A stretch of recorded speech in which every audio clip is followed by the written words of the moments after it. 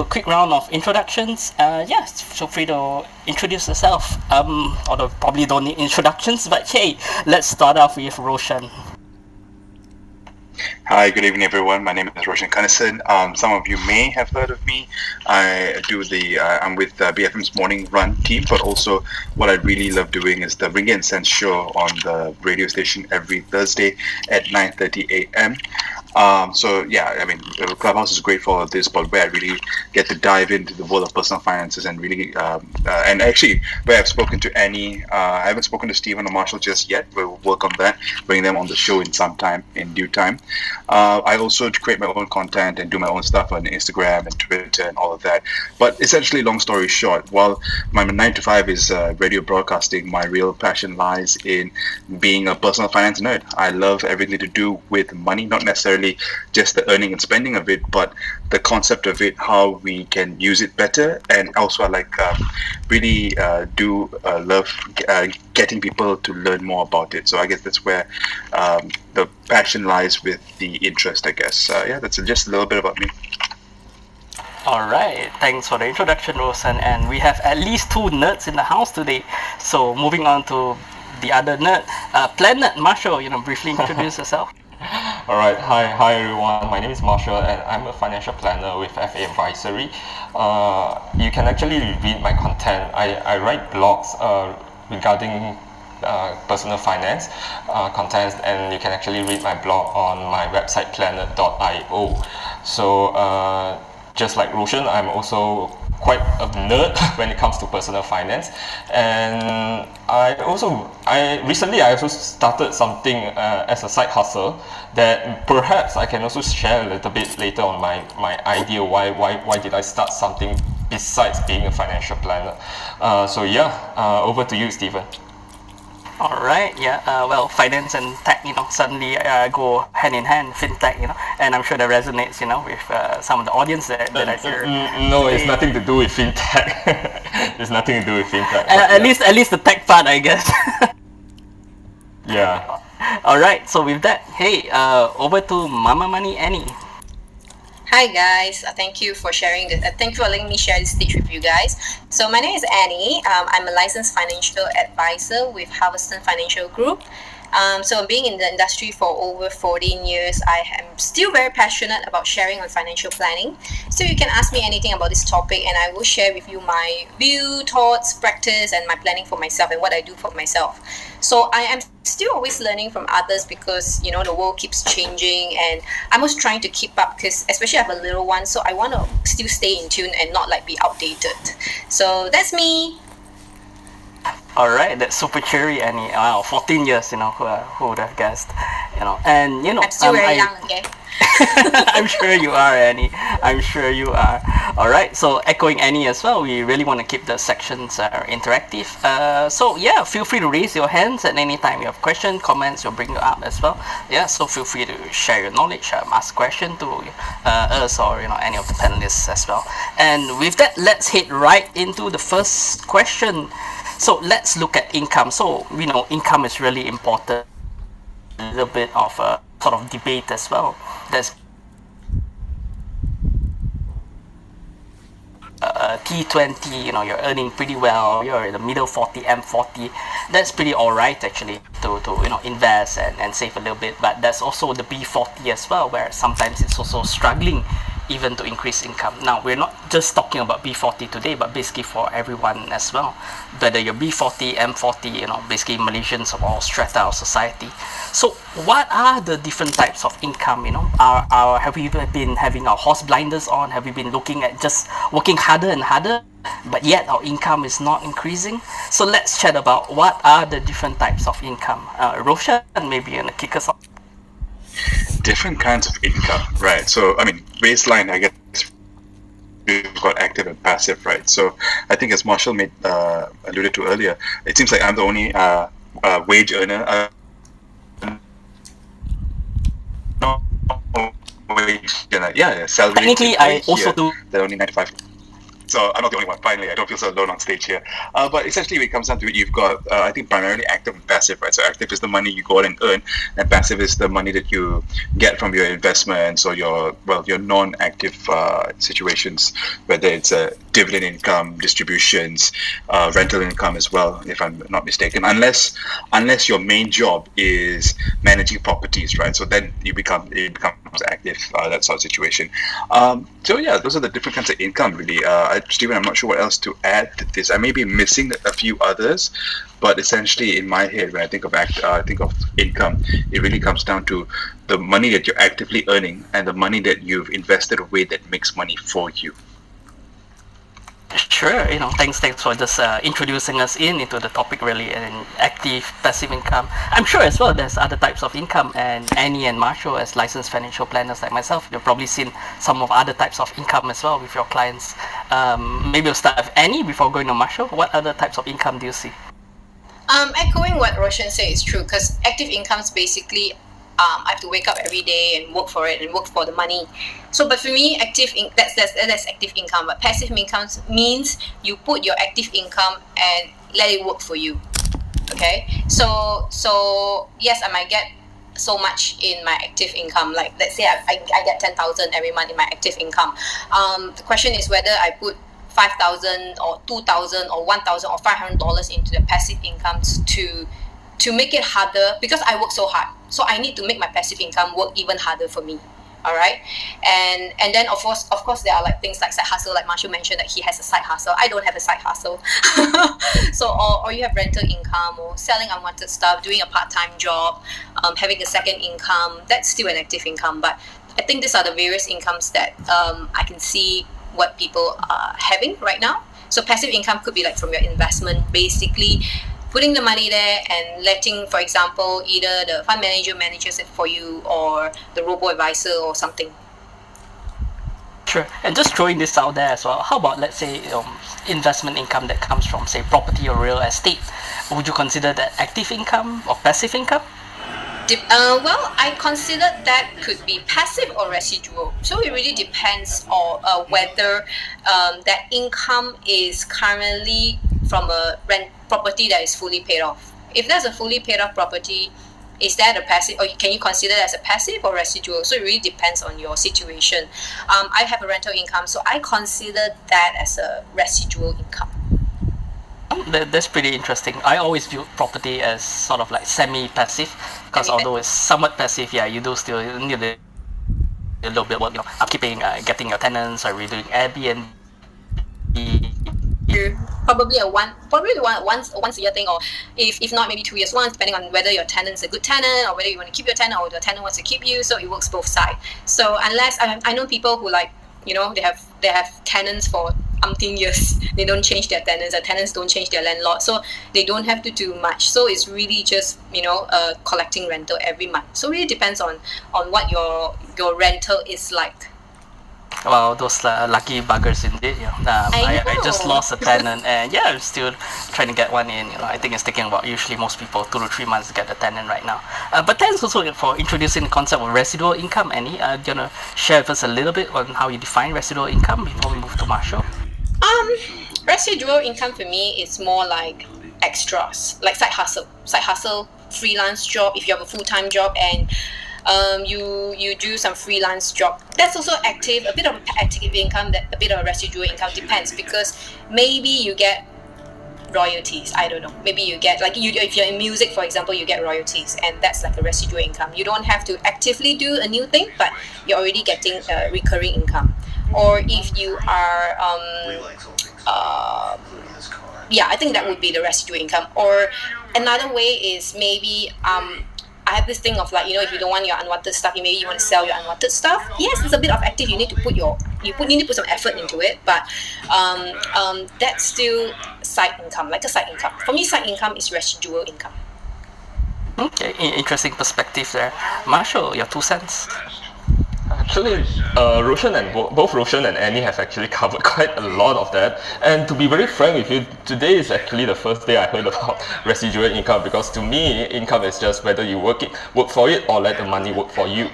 But if you were to jump into different types of income, the thing that I can think of is maybe windfall. Windfall is also a type of income which is also taxable, FYI. And also I'm not sure what other types of income are there already that is not mentioned by both Roshan and Annie. Oh yeah, probably shady incomes that you may not want to mention. But yeah, I think for me, income is just how I classify income is just active and passive. Just keep it simple. Sure, I won't ask you to define what shady income. You mentioned windfall income, durian runtuh basically. What is that? Yeah, so let's say if you buy a lottery and you make money from the lottery. Lottery windfall income is not taxable. So sorry, I'll take that back. But things like that, income is like money going into your bank account, and yeah, windfall is just like having money because you just got lucky. Let's put it that way. Is inheritance a type of income? I would like to ask also. What's your view on that, Stephen? Right, I would view inheritance as a form of income as well, and that comes together with the taxation aspects of it. Interestingly as well, when you mentioned windfall income, there has been some talk that maybe windfall income in Malaysia should be taxed as well. For example, let's say companies, for example, in the pandemic, and glove makers really made a lot of money actually because of the spike in demand, and there was actually a call going around that maybe this company should be taxed more because of this windfall income as well. So before we head into the second topic, I also have a question as well, and I'm curious what Roshan and any thinks about this. How about the income that, let's say, a salesperson or maybe an agent, was selling, say, unit trust or insurance, so it's a one-time sale, but after that they still collect the income after that. How would you define that income? You are requested to make yourself at home. Okay. Sorry, Roshan, are you going? No, I don't really have anything concrete, Annie, so why don't you go ahead? Okay. I think as let's say a unit trust agent, or if you sell funds, for example, your active income means you getting the client is the initial sales or whatnot is an active income. And of course, those people who know that if you have an asset under management and you get a trailer or whatever you call it, technically, yes, you're spending. That is a bit of a active and residual for me, because it's not like you're getting income and not doing anything about it. You should be updating your client and advising your client what to do with your investments, and not just getting those income and not see your client for the next 10 or 20 years, for example, right? So you still need to have some active participation in it. So I think that can be considered residual, where maybe you spend about 20% of your time and you get 80% of the income, for example. So that's my view. Alright, thanks for sharing that, Annie. And I hope the little bit of banter that we had going there was kind of like serving as a little bit of introduction about the types of income that are out there, and maybe tinkle your minds as well for everyone in the audience on what other potential income there are possibly to look into. So with that, let's jump straight into the meat of our topic today. How do you increase your income? And as Roshan, I think you mentioned that you're the key black sheep, in the sense that you're a full-time employee in a way. So how do you see yourself increasing your income really as an employee, or do you have any advice going out there to all employees? Well, I certainly don't have any advice during this time, right? I think it is currently not the greatest of markets out there, but also for a media company, it's been a bit tighter over the last year, right? Actually, over the last few years. But I think overall, you first have to figure out what your value is, and I think that's very, very important for a lot of us, because we can sometimes short sell ourselves. Income in this country, for the most part, because we're not organized, not a lot of times not organized in unions and things like that. It's a negotiation between you and your employer or HR or whatever the like. It's like that. So there's always going to be a power dynamic to keep in mind. And based on my limited experience of working, I've only been in the workforce for 3-4 years at this point.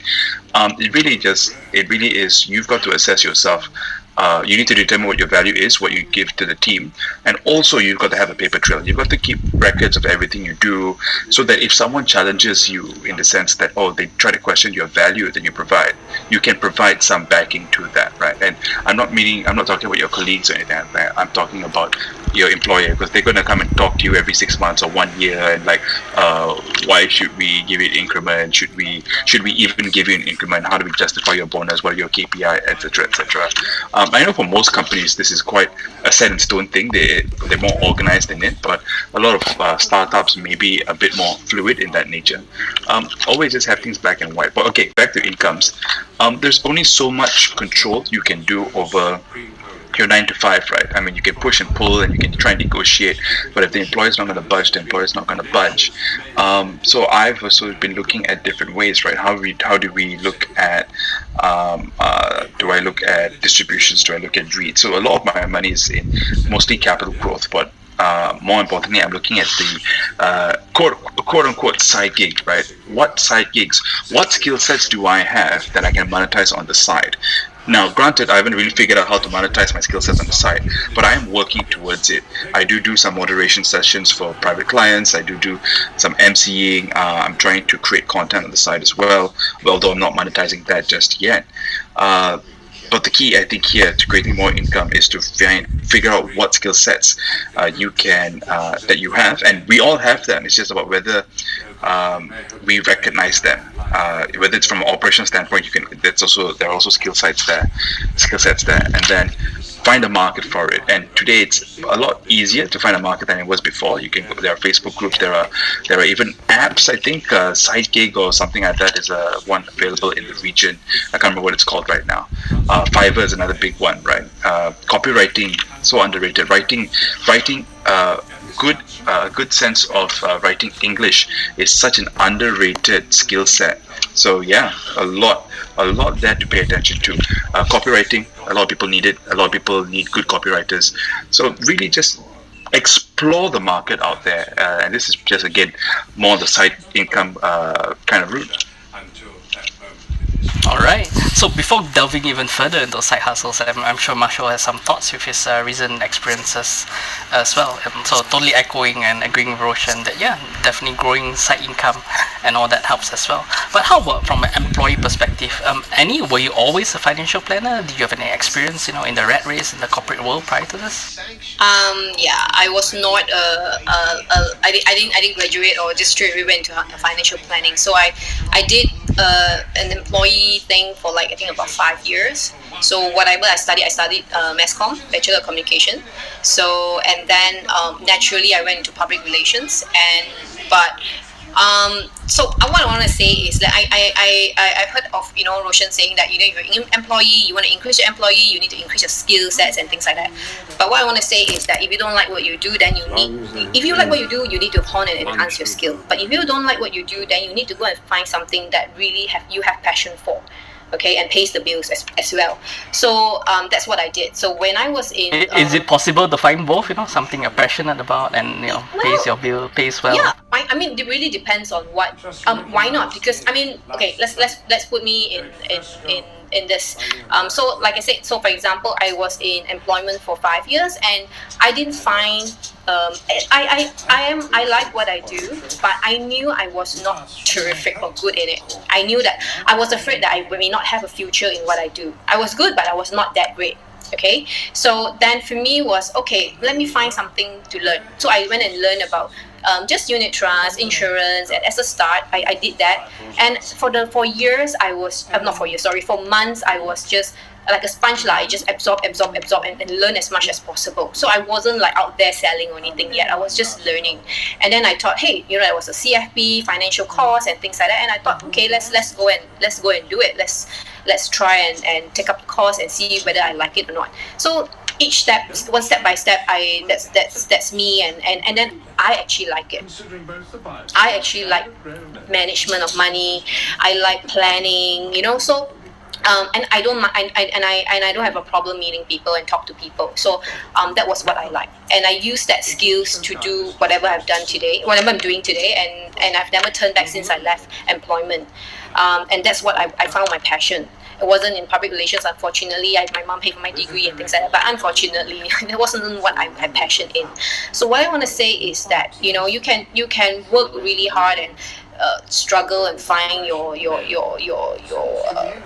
as an employee, but if something you really know that maybe there's something out there, even if it's setting up a business, for example, even if, for example, if you like doing direct selling, don't care what other people say. Like, really read that book that I mentioned. So if you resonate in it, and if you think that you like it, just do whatever it takes to achieve those financial that you want, And for me, that's how I started in my career, and that, like I said, I never looked back since. Thanks so much for sharing your story, Annie. I do draw parallels with that as well. I was employed for about 7 years before I quit as well, because some ethical issues as well. I was finding myself dragging my feet, really just getting out of bed, because the passion just wasn't there anymore. So it took me, after that, quitting my job, getting married, going for my honeymoon, coming back jobless. What a way to start married life, right? And just really looking at what was something that was a calling or a vocation for me to look into. I personally agree with generally what you said, Annie, as well, except maybe for the MLM part, but that's more of a little bit of myself and some past history, bad experiences with that. But hey, what does everyone else in the room think? Do you all agree that it's passion? If you're an employee, should you really be figuring out quitting your job, or is that unsafe? Should you remain where you are? Feel free to raise your hand, and we'll bring you on stage to share your thoughts or ask some questions as well. Marshall, any thoughts to add on that? When you're advising your clients as well, do you tell them to do that as well, or to go like for side hustles if, let's say, they need to increase their income? Yeah, so I've been on this show for quite a while, and probably you already know that I'm a person that focuses a lot on active income instead of selling on passive income or making money when you sleep, because are you sure you're a financial planner, dude? Just kidding. What?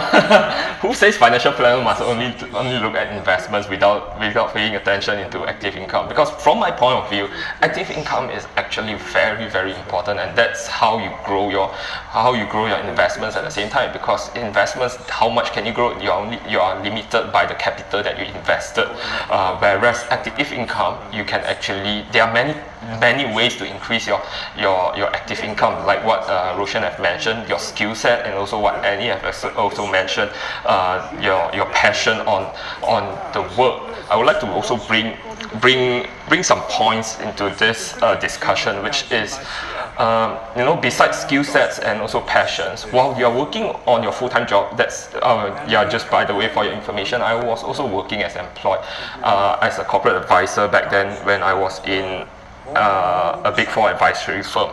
So what I realized that besides skill sets and also passion, one very important point that you need to understand is when you're working, try to find problems within your workspace, your own workspace, or within your client's workspace, and that is how because I'm coming from a corporate advisory background, so we are always constantly trying to find loopholes and also problems that we can solve for the client, so that we can actually get them to engage us for corporate advisory work. So that's something that I actually learned, to be observant and to see if your clients or your workspace needs any improvement or not. So even if you are not working in a client advisory role, you can actually also observe that what's the problem that you're facing every day when you go to office, or why is people losing passion when they are doing their job. You know, things like that. Maybe it could be due to very, very minor things like admin stuff because of the admin work. So it's actually very, very tedious. So that's why people lose their passion, even though maybe when they started off this job, maybe it could be their dream job. But once they get into the admin part of it, the accounting part of it, maybe that is the problem why people lose their passion. After getting backstabbed one time too many. Yeah. So what I will actually advise is actually I also bring up during my clients discussion is also to find problems that you want to solve that can actually bring value to your company or to your clients, you know, finding these things. And then there's also another way to increase your income, which is your network.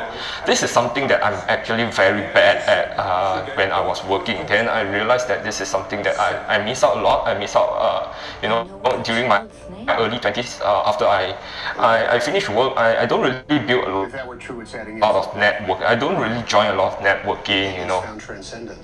But then now I'm entering my 30s, I realized that having a good platform or having a good connection or network is also very important, because if you don't have a wide enough network, you don't know what are the opportunities out there. So let's say if there is a very good opportunity, they may never reach you because you do not know this person. Maybe you do not know this person well. So yeah, that's the two things that I want to bring out, which is, you know, observe are there any problems that you can solve around you, and number two is you know, expand your network, because this is something that I'm actually very bad at, and I'm actually working on it. Thanks for your openness for sharing that, Marshall. And it's true, as the saying goes, you know, your network is your net worth, really. So, you know, how do we grow on that as well? Marshall, you kind of hinted as well, you know, about adding more value. So one of the questions that's popped up recently as well is, you know, does going for additional programs or certification, or even MBA, for example, which isn't exactly cheap as well, does that actually add value? Does that increase your income as an employee? Roshan, any thoughts on that? So this is where I'm a bit conflicted, right? Because we live in an age where there are so many certifications, but more importantly, everyone's got a degree, and sometimes there's a little bit of like an education inflation. But if it adds to your career, so like I did the CFP last year, right? And this adds into the skill set that I'm trying to grow. So there is a potential for it to add value and add revenue to me later on.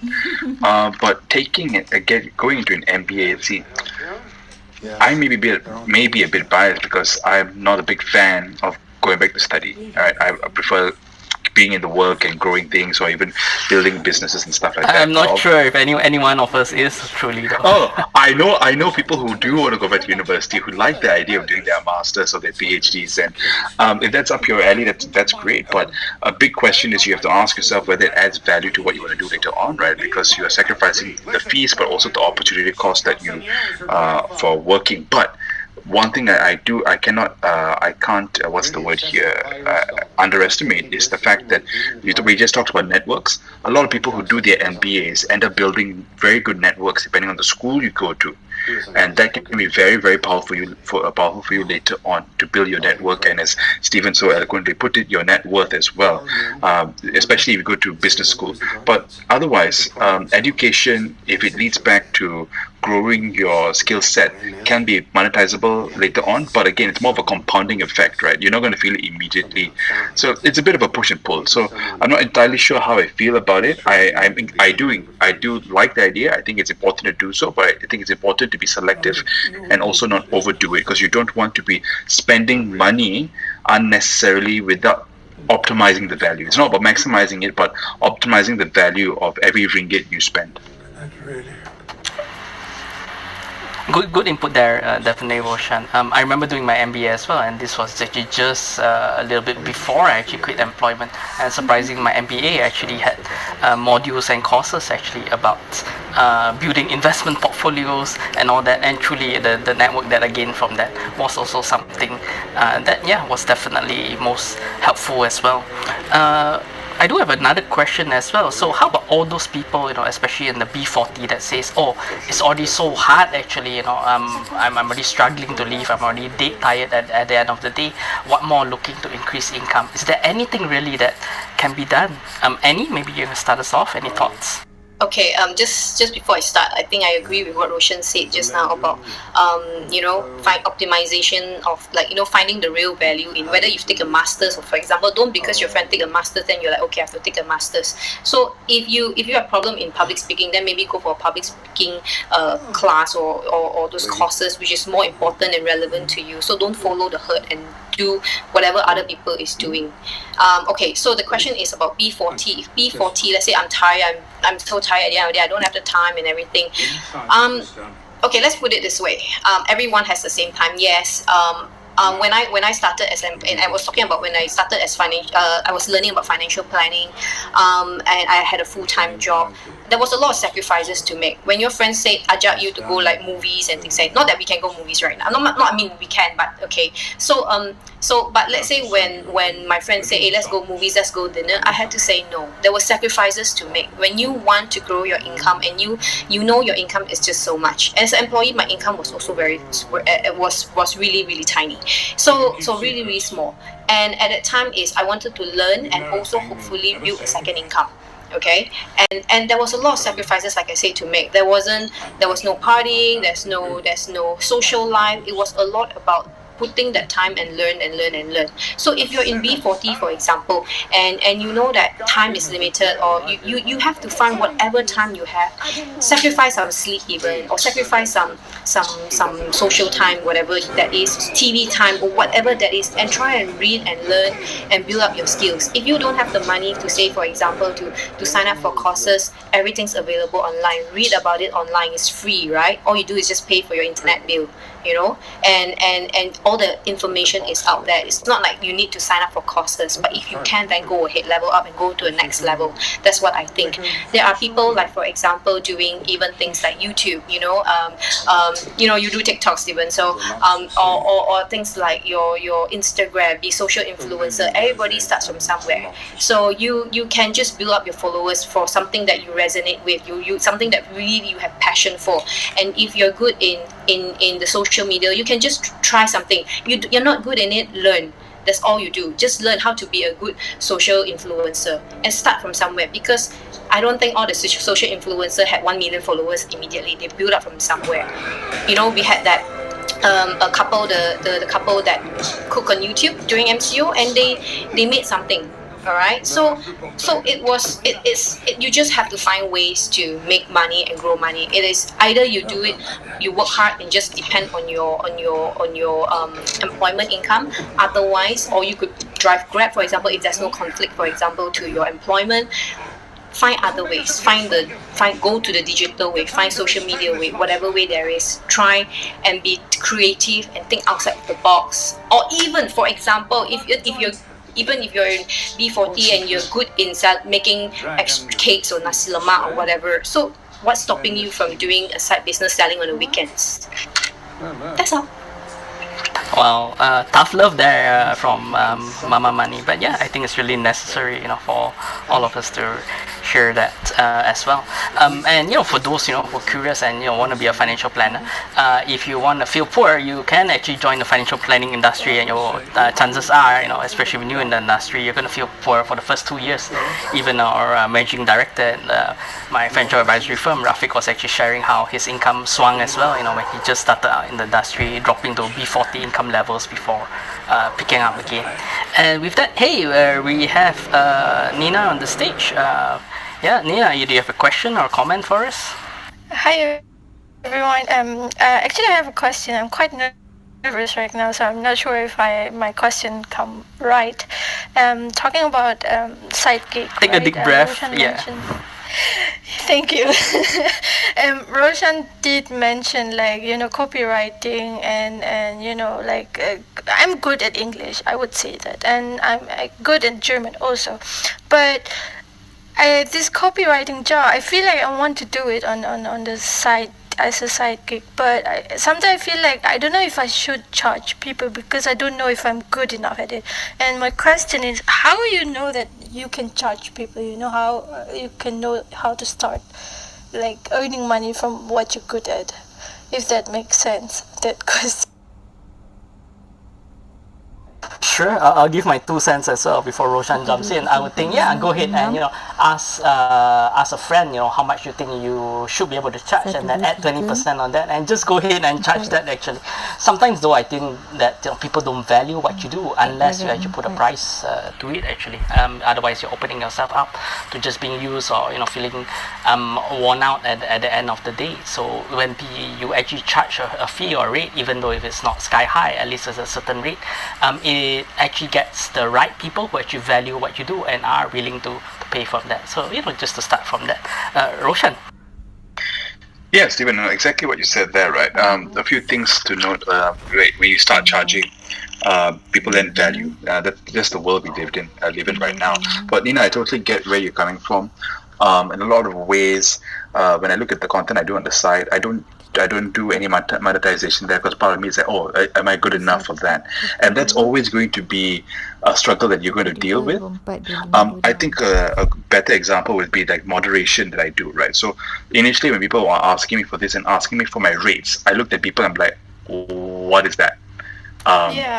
Where do I even go for this? And this is where you've got to do a little bit of market research, right? So I asked people who've been doing it, and I had colleagues who had done it, and I started my rate off low, because on the lower end of it, because I didn't want to because I didn't feel I was off value then, but also because I didn't want to put too much pressure on myself. So if your rate is lower than the market rate, you're putting less pressure on yourself to deliver top class value, which is great, which is fine. It's a perfect way to start. And then later on you can build that up, right? Because it's you're experimenting, you're dealing with different people, and you're building in line with your confidence. So for copywriting, I think what you can do is you can go on the Facebook groups and kind of see what people are charging, and then depending on how comfortable you are, you can start kind of benchmarking that pricing, right? And I'm not exactly sure what the market price is now for copywriting, whether it's words per cents per words and things like that, but that's a way to go about it, and then you can build it up from there. Of course, there is also a school of thought that you should start higher than go lower, because it's easier to go start higher than go lower instead of going low to high. But I personally feel like if you take time and it's a side gig, you can slowly build up your rate over time, especially if you build up a client base that values your work at the end of the day, right? Because once people are comfortable with the way you provide your value, they're more likely to stick with you and continue doing work with you. So even though my rates have risen, also I have had moderation clients who still keep coming back because they like what I do, and to them I provide value. But at the same time, the tricky part here is you also don't want to undercut the market too much, whatever market you're in, because at the end of the day you're also going to rely on other people for referrals if you make it a serious side hustle lah, But yeah, Nina, I think you just gotta look on the groups online. Maybe you can look at Fiverr as a reference point. I'm not sure if that's really relevant in this region, but it could be a good place to kind of give you a bit of context over what a rate card looks like, how do you charge for it. But really, you begin by starting. Charge, even if you undercharge someone for the first one, you're gaining a sense of getting comfortable with the idea of charging someone for that work you're doing, skill sets. And in a way, you're building your own entrepreneurial streak there. I hope that helps. I'm not sure if I was specific enough. Yeah, thank you. Can you please say it again? The thing that I need to search. Oh, there's a website called Fiverr, Fiverr. Okay. Then yeah, good. Yeah, thank you. And yeah. I think there's another service called GigWorks in Malaysia or in the region. I'm not exactly sure. Yes, it's called gigworks.co, and that's professional freelance service marketplace. So I think that's more of a regional play. But Nina, there are also lots of Facebook groups that cater to these kind of things. So just maybe search up freelance copywriting or writing work, and maybe you can find some groups on Facebook to kind of join. Thank you so much. No worries, my pleasure. All right, totally awesome. And there's quite a Malaysians that use Fiverr as well, both as a supplier of services as well to use that as well. Again, feel free to raise your hand if you have any questions or anything. And we're right into our third topic. So we have been talking all about active income, a lot more focus on that. Let's shift the attention actually into investments as well as passive income. Now, Marshall, I know you mentioned that quite often you focus on the active income side, but is passive income important as well? And how do your clients, all those who are investors, increase their passive income? You give them certain advice or tips? Yep. So even though I mentioned that I put a lot of emphasis on active income, but don't get me wrong, passive income is also very, very important, especially if you want, if you have a proper portfolio, you have a proper planning, that is actually very important. But a lot of people treat passive income, they monitor their passive income way too often. That's how I feel, because before you create a portfolio, you have to understand what is your risk appetite. You have to understand what's your investment time horizon, and lots of people, especially those that are not really financial, not like geeks, not geeks like myself and also Roshan, they don't really have idea on when do they need the money, or how long do they want to put into how long do you want to save their investments. So once they see that this investment is actually performing very, very good or very, very bad, they will actually try to make some adjustments already. But how I see it is actually adjustments should only be made when if there's any changes in your own lifestyles, and also not because the price is very high today and then you sell it and then try to time the market and get it to buy it at a very low price again, because as you know, no one can actually time the market. So yes, passive income is very important to actually protect, in a way, to protect your income that you have actually gained from your active income from unnecessary spending and also inflation. That's the purpose of, at least from my point of view, that's the purpose of passive income. Sure, thanks for sharing your thoughts there, Marshall, and definitely having a longer term horizon helps as well. Annie, I'm curious as well on your side, what's your investment philosophy and how do you view how important it is for passive income and how do you increase that? Okay, when I started working as an employee, I think I save a lot of money. I mean, not save, I save a huge amount of money for employee because I have very low commitment. So I would tell people that if you don't have to pay for rent, you stay with your family, you don't have to pay for your car, there's a lot of money that can goes into savings and investment. Save first, then invest. So all your emergency funds and etc. done, then you can look at investment. So over the years, I have been actively investing, whether it is mutual funds or property or etc. So I always have a habit that I will always really pay myself first. I will pay myself first before I spend. So I always, even as my income increases, I will try not to increase my expenses. So I will, of course, have some upgrades in life, but I will always want to save and put aside. And at this moment, I think I'm putting aside 40% of my income into passive income. My active income into passive income. And that is something that, it's hard, yes, because as an employee, maybe it's hard because there's a lot of commitments and things like that.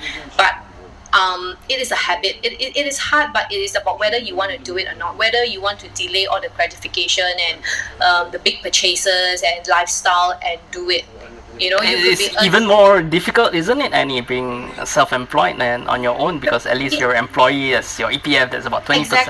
Exactly. You have your EPF, you have 23%, the compulsory 12%, is it? 11% from the employee and 12% from the employer, you have that. As a self-employed, if you're a business owner, you're self-employed, you might forget and lose sight in this, and you may not have that. So I'm a self-employed, so basically I must tell myself that at least I must put at least 40%, because that includes, the EPF that I don't have, So this is something that, putting that aside and actively, putting the active income into the passive income, because I work hard.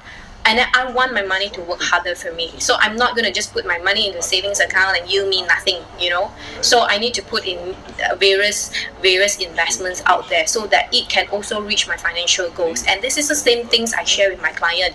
Even you can put only 10%. It is the same concept. If you can put 10%, 50%, increase it, you have to put it in passive income to grow your money. If you put in your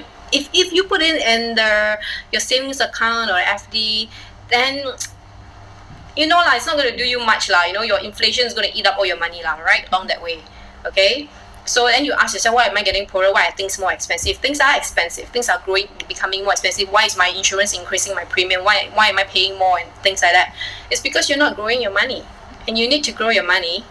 And how to grow your money is ideally through, one of the ways is through investment, whether it's stocks or whether it's crypto or whether it's property, whether it's mutual funds, whatever that's out there. You just need to find something that really suits your risk profile, and then start investing and remain invested. Because like Marshall said, market very high already, okay, I want to sell now.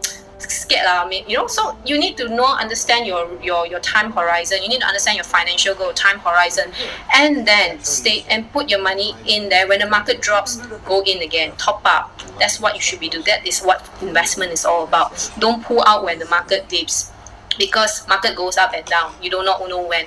So if you stay invested, you will see a very beautiful net worth, a very healthy net worth.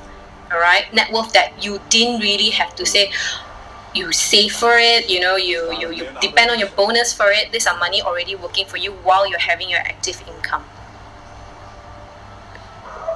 That's all. Definitely awesome to hear that. It's such an easy concept, isn't it? Buy low, sell high. Or invest for the long term. Infinity even. But yeah, definitely difficult to put into practice. Annie also mentioned saving for yourself 40% of your active income. Roshan, do you have a number that you save for your active income into passive? How do you approach your growing income passively? Oh man, Stephen, I do have a number, but I just can't remember it right now. But outside of EPF, I think it's maybe 15-20% of my active income, and that is derived from yes, correct. Quick math, that's correct. And that money it goes into, from me personally, I use StashAway, and I've got two funds there. One is a retirement fund, one's a healthcare fund because of my own personal needs and goals. And so I maintain a 15-20% savings ratio. It might be a little bit more than that. It might be 25% if I'm not mistaken, based on that. So, but this doesn't include EPF. And yeah, right. Long term, it's really just about thinking about the long term in terms of you building your passive income, right? Because the question you're going to ask yourself is, why are you building this passive income, right? Maybe you don't want passive income. Maybe you're okay with active income and building businesses and working forever, which is fine. There's no judgment on that part. But the passive income, if you're saying like, retirement time, that's when I need that money to come in, then you're building basically a portfolio of wealth to later tap into and draw down from during your retirement. Maybe you don't want to, because we have the FIRE movement is a big concept, and that's where passive income comes from, right? This whole idea of getting dividend checks and things like that. But it really has to come down to why, the purpose behind the intention. You want passive income. You want to build a portfolio to provide you a lifestyle that the lifestyle you want during your retirement. Okay, that's your goal. How do we get there? I think that's really the end point, right? So, passive income is just a word. What really matters is how you're getting it. I get dividend distributions now, but they mean nothing because they're tiny. They're tiny in the scale of things right now. And so I try to reinvest. 50% of a small amount is still very small, right? Your base or your capital matters. Exactly. So, and I try to invest. Of course, I take the dividend money and I reinvest it. But I personally invest in growth because at this point in juncture, I'm not looking for the steady growers yet. I'm not a big fan of the Maybanks and the Tenagas of the world with their higher dividend yield, because I'm looking for companies that are going to grow. Look at Grab, for example. They're worth more than all the biggest companies in Malaysia right now, they don't make money just yet. So it really is down to your purpose, your timeline, and then really that's how you can kind of delineate whether active income is or what kind of active income you want and what kind of passive income you want. Because again, you can work a 9 to 5 till you retire. As long as you build yourself a portfolio of wealth that can sustain your retirement, you're also good on that front. But then again, don't take my word for it. I'm not a licensed financial planner. I'm going to leave it to the other three to either correct what I've said or reprimand me for saying nonsense. All right, as always, none of this should be construed as financial advice. It's more for financial education and just general information sharing. Personally, as well, on my side, I used to be saving about 40% of my income. Had some revenue increases as well over the last couple of years. I'm actually saving about 60% of my income, and I believe I'm actually about 8 years away actually from reaching financial independence. Probably not going to retire early. Somewhat semi-retired, I guess, by that stage. But Roshan, you brought up another question as well, which is before we jump into FIRE, which is a whole other topic. You talked about value versus growth investing. Is one better than the other? Marshall, any thoughts on that? Like what I've mentioned, is actually all depends on the person's risk appetite and also their time horizon. It's very hard to say which is better than the other, because everyone will have their own investment profile, and that's our job as a financial planner, right? If not, we really don't. No one will actually need us. But anyway, what about yours personally? Are you leaning one way or the other? Yeah, for me it's actually growth. So I go very, very risky investments, and I actually put quite a okay, so this is just my portfolio, I'm just sharing it off, but I'm actually quite heavy on very high risk investments such as digital assets. Let's put it that way, and let's put a full stop to that. But yeah, you can say the word crypto, man. Yeah, but that's how I see it, because when it comes to investing, you really have to understand the intrinsic value behind the vehicle, the investment vehicle that you actually put your money into. You have to understand where are they going, and then do you believe in that company, or do you believe in the future of that investment vehicle or not? And yeah, of course, I would also have certain portion of my investment in StashAway, but not, frankly speaking, it's not a lot. Yep. Alright, myself, I actually lean a little bit more towards the value side, being a little bit more old school. But yeah, even saying that, yeah, I do have some portions into growth as well. Even crypto is approximately 5-6% of my overall portfolio as well. Any value versus growth? Where do you stand on this? A bit of both. Like I said, I have my portfolio. I do have StashAway. I do put in Luno. I do put in. So I'm aggressive. I even my StashAway is like 36%. I'm an aggressive investor. So that's me. But I also do mutual funds and other alternative investments out there. Properties, stocks is not something that I've dabbled in right now. But because I do believe that if I don't have the time to research or read about it yet, then I will leave it to other people to manage for me indirectly, like mutual funds. Okay, so unless I have started and I'm at least I have some sort of knowledge, then only I will dabble in it. So this is something that's for everyone as well. If you're not comfortable, or you're not knowing what you're investing, like stocks for example, if I'm in stocks, don't follow me because I'm in stocks. If I go Luno or whatever, don't follow me because I'm in Luno. You need to know what you're investing, and you need to be able to sleep at night knowing that your investments is in good hands. You either you leave it with a professional to do it for you, but if you're going to DIY, you want to be able to sleep at night. You want to know that you are able to retire. Retire could be 20-30 years down the road, for example. You don't want to take if you are able to take some risk right now, then depending on how much percentage of it you want to put in the high risk portfolio. All right, high risk. So really depends. At the end of the day, I want to sleep well. I want to know that I'm able to retire like comfortably.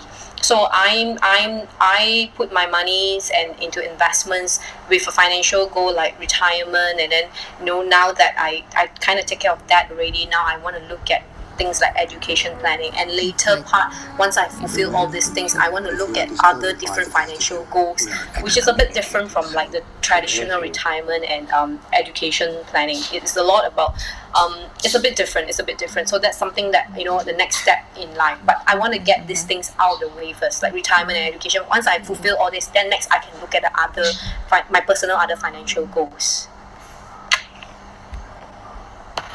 All right, definitely good to have priorities and goals as well. Similarly as well, you know, I used to do a lot of stock picking. I no longer do that actually for my Bursar portfolio. I've actually handed that off. So it's not just knowledge, it's also about time as well.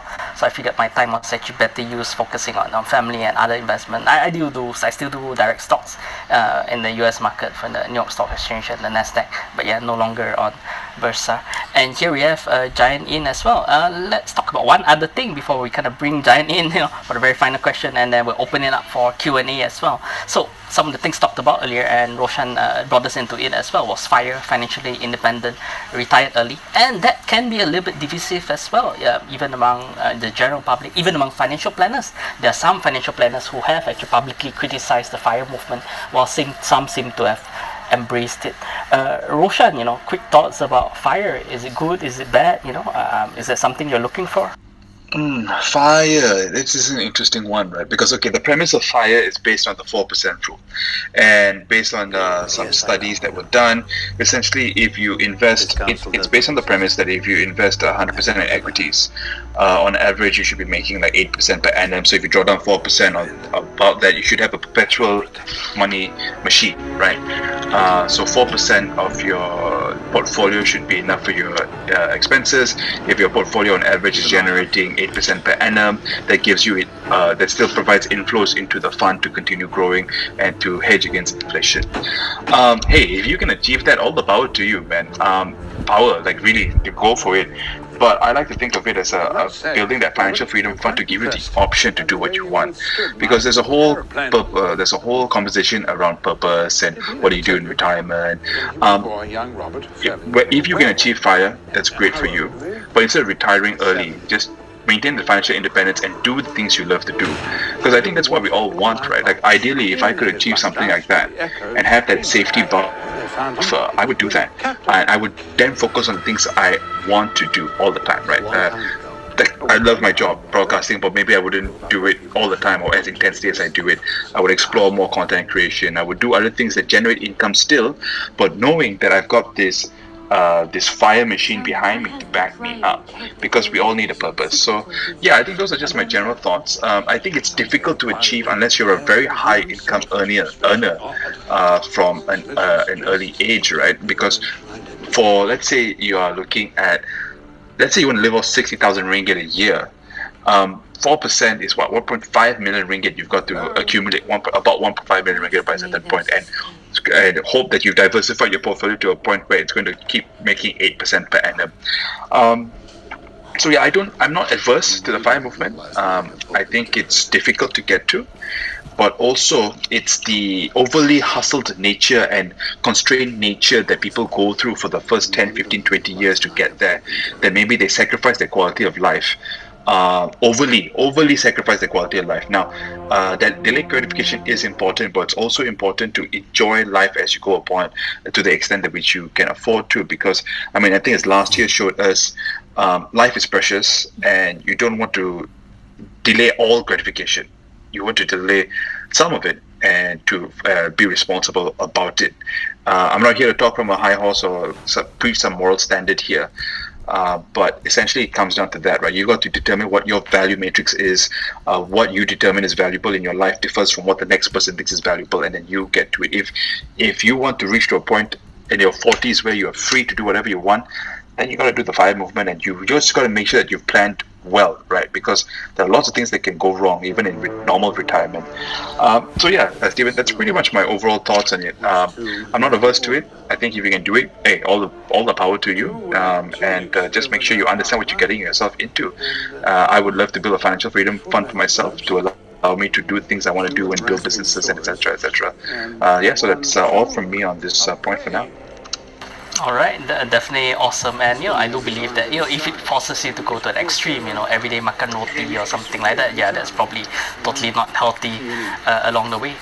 With that said, though, I actually have seen couples with very regular incomes, 6-8k a month, which I believe is quite average, kind of M40 kind of levels, and yeah, they are actually very much on the way. I think 70-80% of the way of achieving FIRE. So it is actually very possible, even on a regular income as well. If you have the right discipline, and it's an important enough goal for yourself. Before we move into the Q&As, and again, if anyone wants to raise their hands, we're talking all about income, and by both active and passive income. Feel free to ask questions, give us a comment. Giant, welcome in. Do you have any thoughts about FIRE or increasing your income? So this is your one and only question, so give it your best shot. Right. Yeah. Thanks, Steve. Hi, everyone. Good evening. I think the way of building income, for me at least. So I'm just sharing purely based on my own personal experience. So I only went into the workforce for like 4 years before venturing out and becoming a business owner and entrepreneur. So over like 10 to 15 years period, I sort of built up my business, and I have a consistent income, rolling income coming in. So in a way, it's a different way of how to say. It's like the anti-FIRE. I don't know. Is that the right way to say it?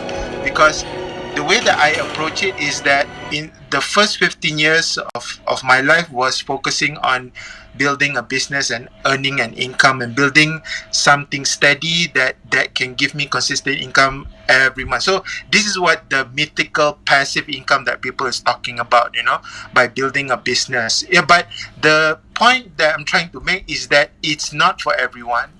And there is a survivorship bias, because I can say here and stand here and say, yes, I did it. But I've seen so many people that failed, So I don't know how to say whether it's the right thing or the wrong thing to do. Like, you shouldn't do FIRE, or you should build up a business and have a steady income that will be coming in once your business has grown and become quite successful. So at the base of it, I think there must be a strong passion into what you're doing. I mean, can you imagine if you're going for FIRE and the premise is for FIRE that you're supposed to save like 50 to 75% of your income every month? I mean, we talk about like enjoyment in life, like Roshan mentioned. Is that can you enjoy yourself doing that? If you can, like Roshan said, more power to you. But there is another way of doing that, which is of hustling and working really hard, building a business. They joke like entrepreneurs are people who quit 40-hour jobs to go into 80-hour jobs. But some people, they're built that way, So, but at the basis of it is because they enjoy doing it. So whether it's FIRE or whether it's like building a business that can, give you a steady source of income over how many years that you're building doing that, I think the basis of it must have that enjoyment and that feeling of happiness doing it, or else either way you're not gonna enjoy it, and you're gonna be miserable, and the first 15-20 years of your working life being miserable is like, really really sad thing, I would say. So yeah, that's my thought. Most definitely, worst case of all is, only God knows, right, how long we live. So, imagine you're suffering 15-20 years building it up, and the day that, okay, you're financially independent, and then, you pass away the very next day, and it all just goes to naught. But yeah, I kind of like how Giant brought us back to the passion, which we kind of started us of winners in as well. And with that, we are actually at 9:35. So let's move into the checkout. Of course, we'll probably start with Annie to share closing thoughts, any plugs. Why should we follow you, or anything else that you want to plug? I know you haven't shared on Fire, so if you want to talk about that briefly, yeah, you're most welcome to. Over to you, Annie. Yes, I do want to talk on Fire. I was waiting to talk on Fire. Okay, because I'm not a Fire person. Okay, so I was just thinking, like, for the last 1 year COVID, sitting at home, and I'm like, what am I going to do? Is this retirement? Is this how retirement is going to be like? So I'm like, I don't think I'm going to retire so early. So okay, but that said, having said that, I agree with I do encourage delay gratification, but I also agree to tell my clients, please set up a play jar, because like you said, you don't know what happened tomorrow. But I'm not asking like clients to say, hey, you YOLO all the way. You need to also have some time, and you need to make sure that you work so hard. You deserve to take a certain amount of money and say, if you could go on holiday or whatsoever that you want to do, spend some money and give yourself a good treat, you should do that. All right. So all work and no play makes giant a dull boy, right? So yeah. Yeah, exactly. Yeah. So I just want to say that I want to share something, that how I have a client who is in his 20s, and in fact he can really retire. He can actually retire already, because he has what even I think Marshall was mentioning, windfall income. He had inheritance income, but he chose not to do it. He could easily do it, but he chose not to do it. He sets up his business, he's working hard, and he tells me, like, I need to find goals. I need to find financial reasons why I want to invest my money. I need to find more reasons to grow my money. Because if you ask me, retirement, he has. Education, he has. He wants to buy a house, he has. He wants to buy a car, he has. He wants to do renovation, he has.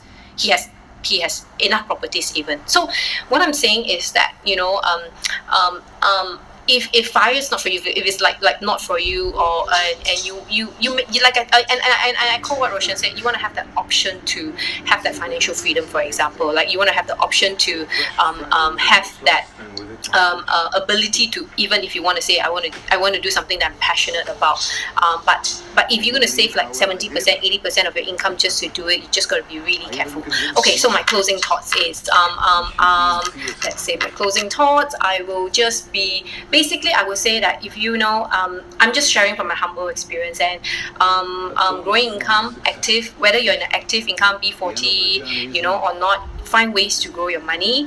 Talk to financial advisors, and or find creative ways. There are a lot of ways to make money. How little it is, even if it means saving $100 or $500, build it step by step, baby steps. So that's my thought. So yeah, that's all.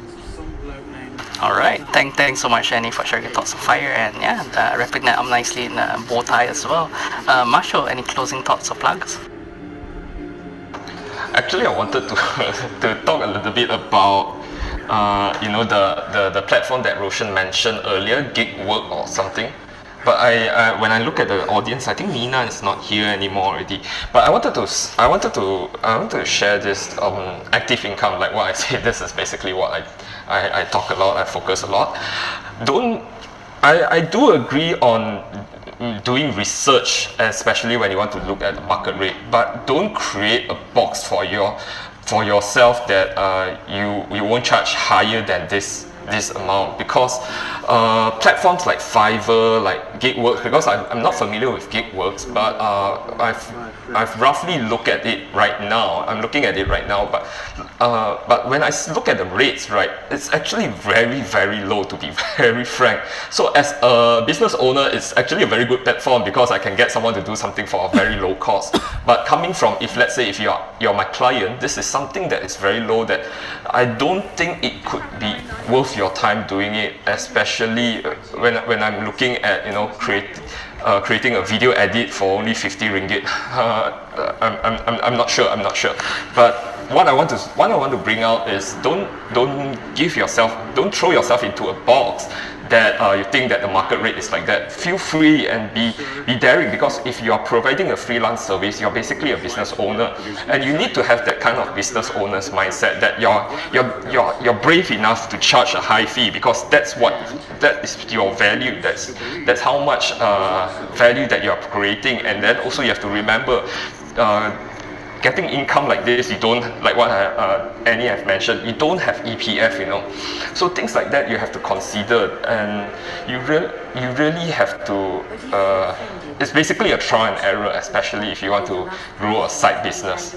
So perhaps I also can share with you a little bit about what I do as a side business, side hustle, besides being a financial planner, is because I run, as a financial planner, I created my websites. And then when I created my website, I tend to, you know, play around with the designs, and then somehow or other, some of my colleagues asked me to design it.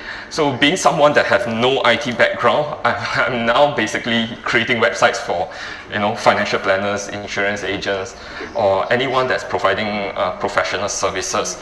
And then I dare say I charge market rate for my first client.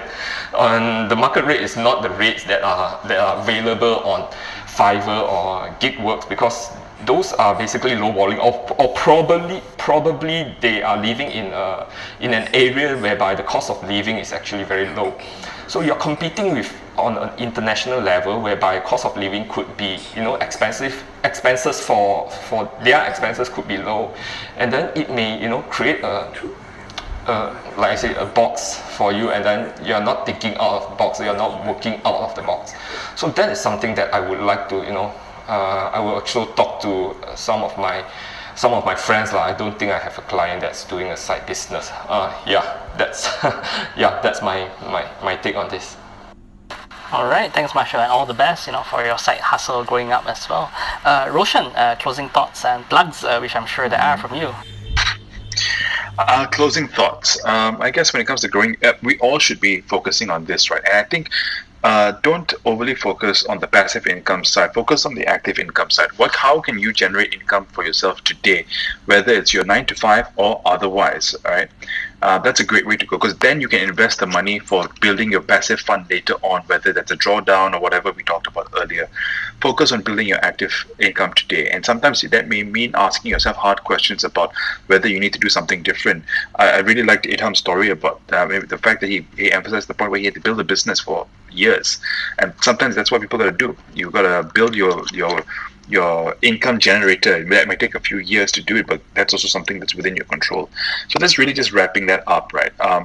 Growing your income is important. Sometimes you need to go and look for the areas that are growing in order to grow your income. You don't necessarily want to go into the newspaper business today or the paper printing business today, but there are other things you might want to look into.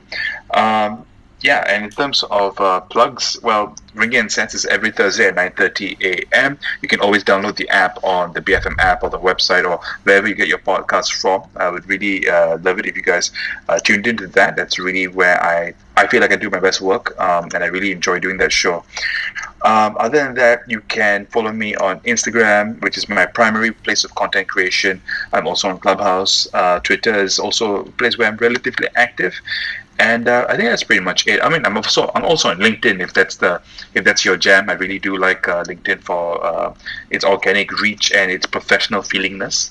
But that's really all I have about this.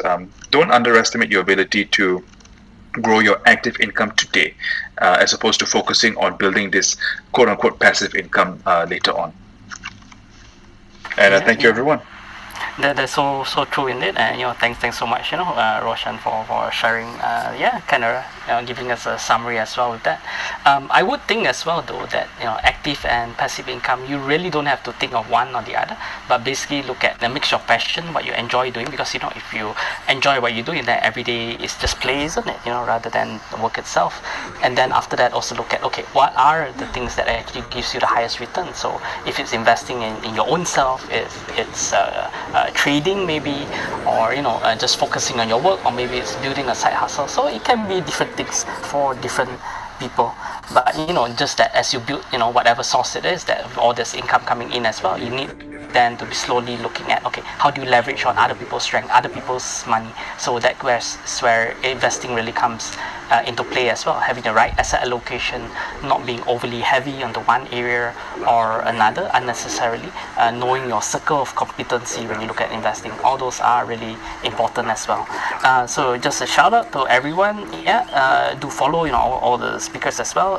If you also see, there's also the My Personal Finances Clubhouse. There's a green Monopoly house icon at the top, so you can hit that to follow to be notified of future the next one will be on Thursday. There's a possibility we might be changing the time during the Bulan Ramadan, so we keep you guys posted on that.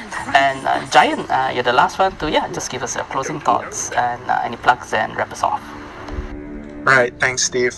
So I just want to say that